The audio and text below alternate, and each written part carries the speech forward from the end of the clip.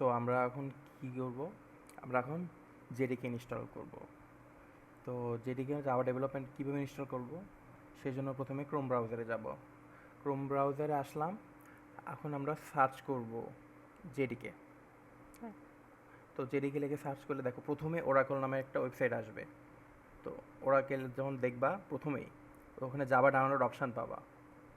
তো mouse mouse ভালো করে দেখো, জাভা ডাউনলোডে ক্লিক করবা, এরকম একটা ইন্টারফেস আসবে। তো ইন্টারফেসে আসার পরে দেখো এখানে জেডিকে 20 দেওয়া, আমার মেবি 19 ছিল, বর্তমানে লেটেস্ট দেওয়া আছে।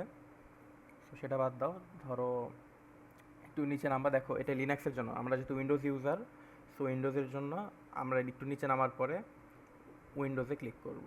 হ্যাঁ, এই যে দেখো ক্লিক করলাম। তো উইন্ডোজে ক্লিক করার পর তিনটা অপশান দেখবা। তো এখানে আমরা সেকেন্ড অপশানটা দেখো X64 ইনস্টলার। তো ওইটারে রাইট সাইডে দেখো একটা লিঙ্ক দেওয়া আছে ডাউনলোড, ওখানে ক্লিক করবো জাস্ট।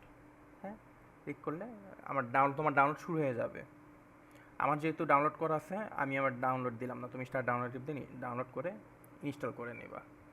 এভাবে জেডিকে আগে ডাউনলোড করে ইনস্টল করবা কিন্তু। এই হলো জেডিকে। এখন আমরা জেডিকে কীভাবে করবো, প্রথমে ধরো আমরা ডাউনলোড করছি, হ্যাঁ ডাউনলোড করে ইনস্টল করছি।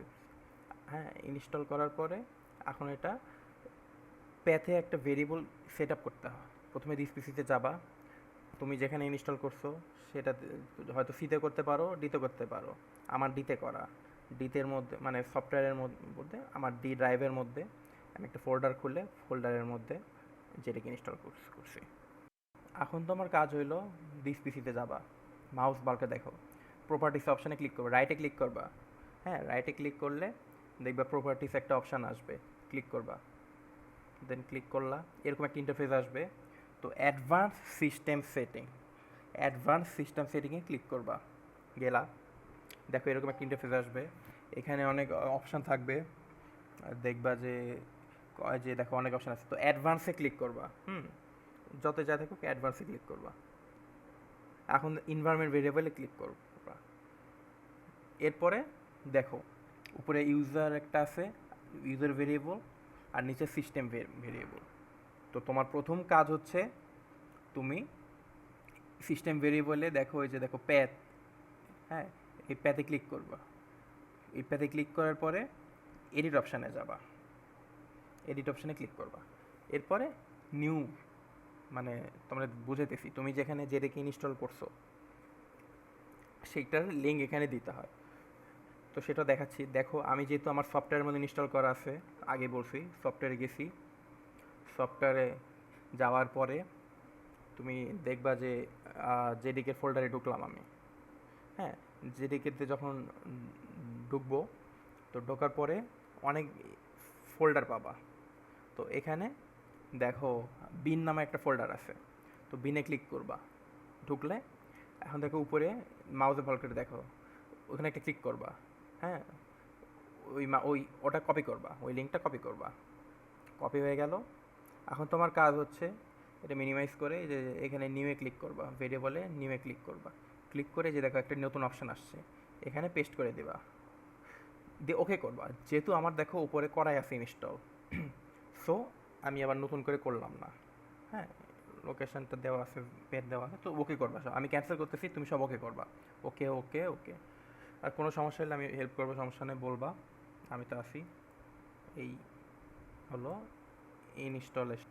সো এখন আমরা জাভা যে আমরা VScode করবো, VScode খুবই লাইটার, জাভার জন্য অন্য ব্রাউজার করতে পারবো, বাট VScodeর জন্য এক্সটেনশন ইনস্টল করতে হয়। সেজন্য আমরা এখন কী লিখে সার্চ করব, আমরা লিখবো তো জেডিকে ফর VScode, সার্চ করলাম।